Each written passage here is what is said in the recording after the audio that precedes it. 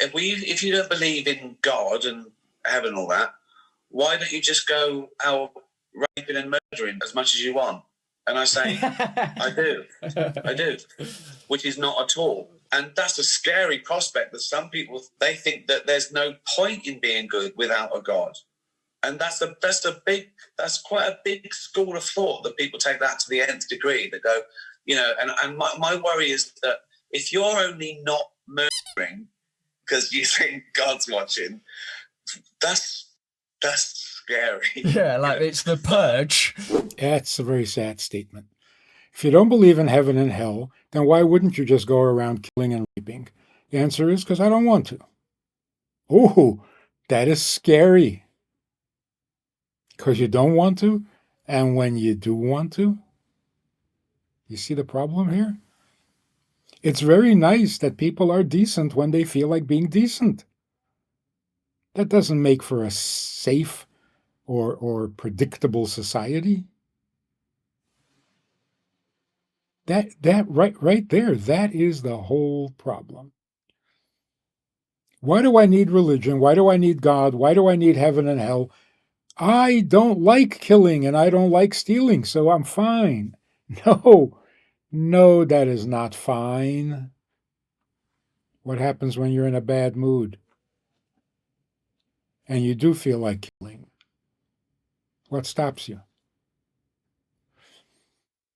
So that is really a very weak argument, a very weak answer. On the other hand, does the thought of heaven and hell stop anybody from misbehaving? If it's supposed to, it's not doing a very good job. Then what should stop us? What gives morality a stability, a permanence, if it's not our own willingness to live by the rules? And if it is just our willingness, well then, what happens when I'm not willing?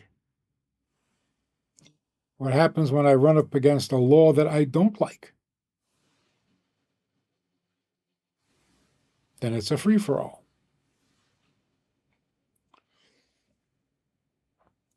It has worked for many years. Reward and punishment. If not the reward and punishment in heaven and hell, then the reward and punishment of imprisonment or the guillotine. Some consequence that makes it undesirable to misbehave even when you feel like it, because the price is too steep. That worked for many, many years. Most of history, actually. It wasn't perfect, obviously, because so many people needed to be guillotined or arrested or whatever. So if it was a preventative, we wouldn't have had to do it so often. Before I continue with my monologue, where I do all the talking, I want to invite you to a VIP session, a Zoom session, in which we get together to actually have a conversation and discuss all things Jewish, all things holy, all things healthy. So click on the link below and join us, where we can have a two-way conversation. But it's what kept society as steady, as predictable, as peaceful as it has been. Today, it doesn't seem to be working as well either. Even the physical punishments. Even the punishments you can actually see doesn't seem to be having that effect. So what is left? This may be an improvement in society, where people are going to be good because good is essential, not because good feels right. Morality doesn't mean I don't steal when I don't need anything, and I don't kill when I'm not angry at anybody.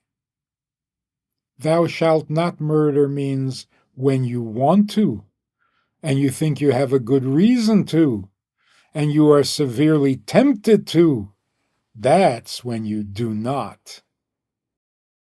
When you're desperate and you need a few dollars, and they're right there and you can help yourself to them, and you're sorely tempted to do it, that's when you're told not to steal.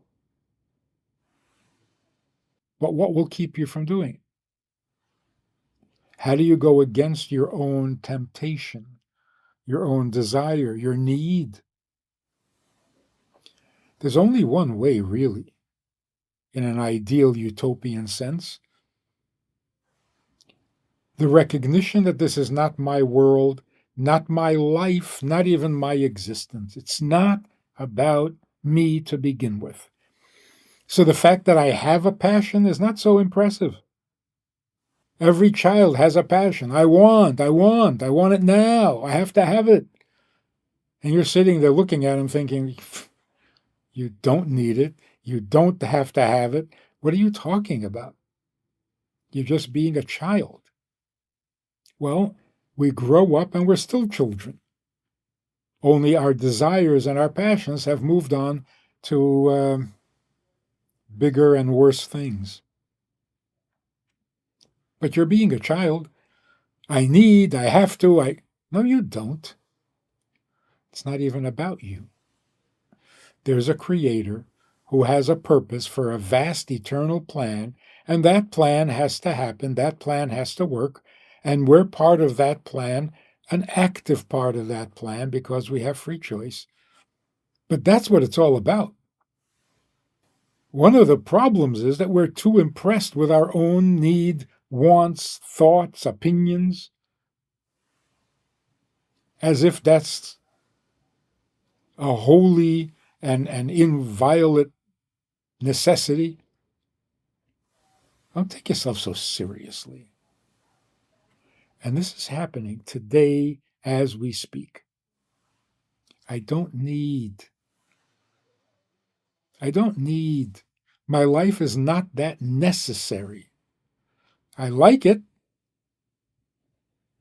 I can't argue that my life is necessary and that whatever I want must happen. Those days are gone.